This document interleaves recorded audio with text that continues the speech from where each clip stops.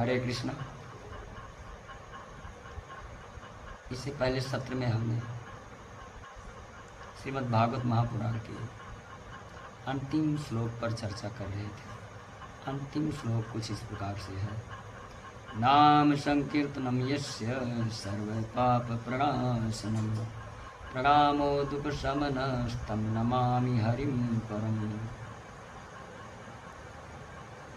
भगवान सुखदेव गोस्वामी जी कह रहे हैं,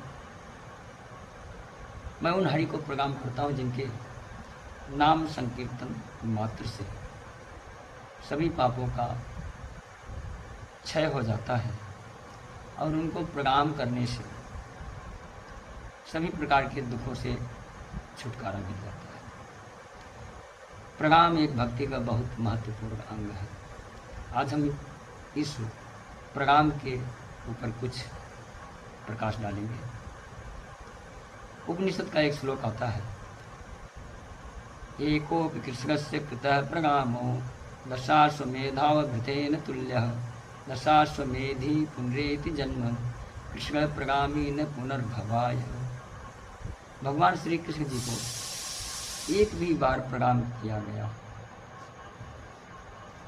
10 अश्वमेध यज्ञ के बाद जो स्नान करने के उपरांत फल प्राप्त होता है,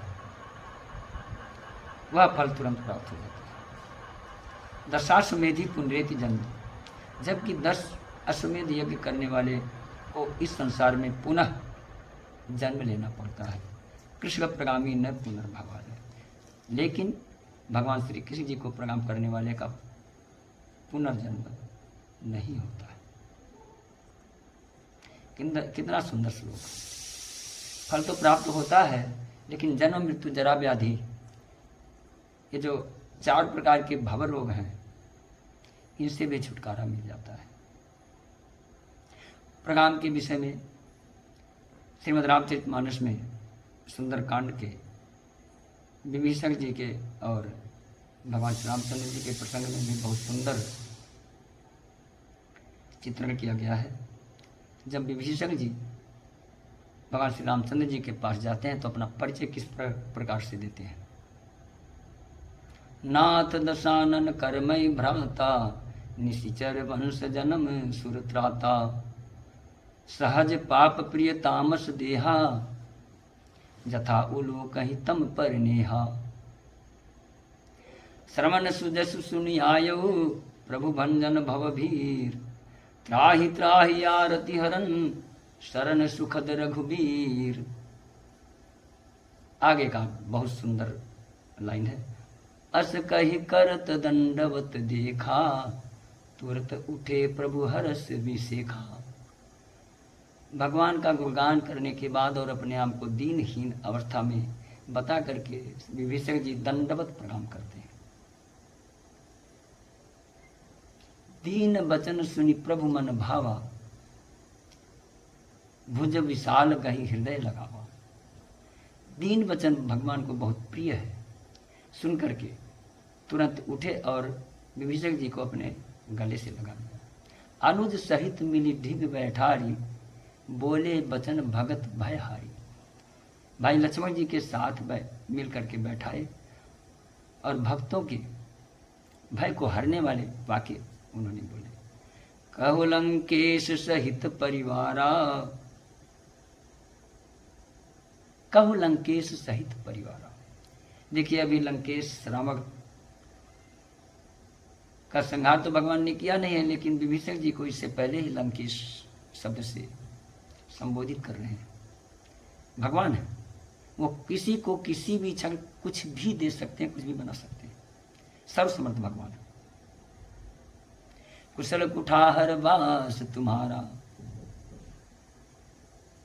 कितना सुंदर बात कह रहे हैं। कहो लंकेश सहित परिवार। खल मंडली बसहु दिनु राती सखा धर्म निभई के ही भांति।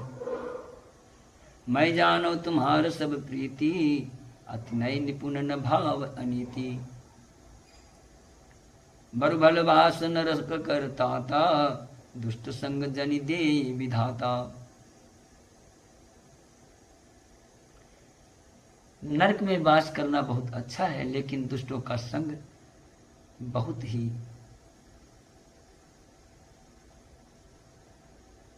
इस खराब स्थिति को पहुंच जाता है।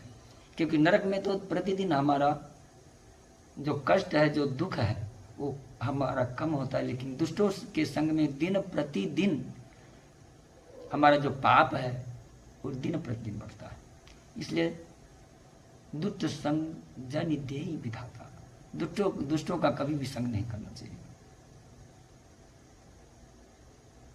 अब पद देख कुशल रघुराया, जो तुम कीन जानी जानी जन दाया।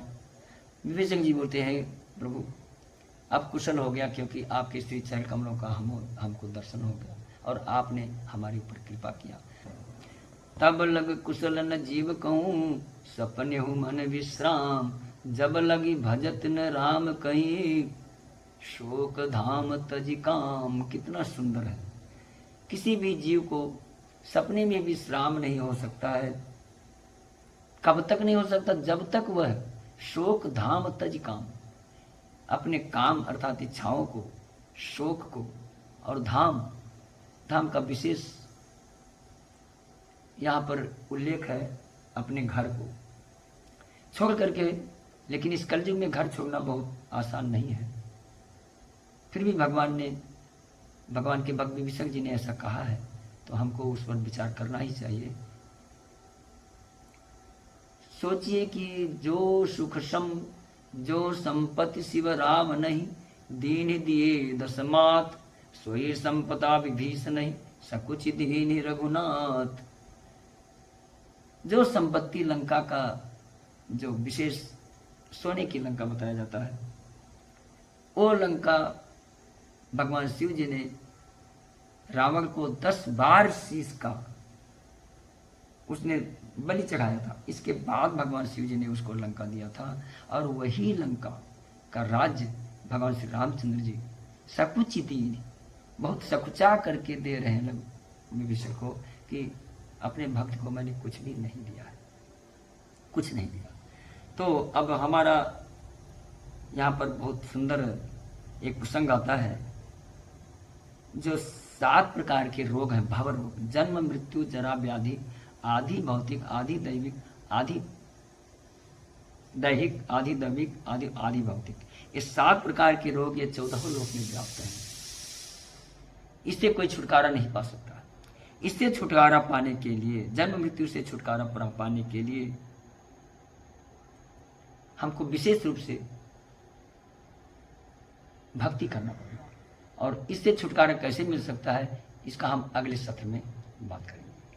हरे कृष्ण।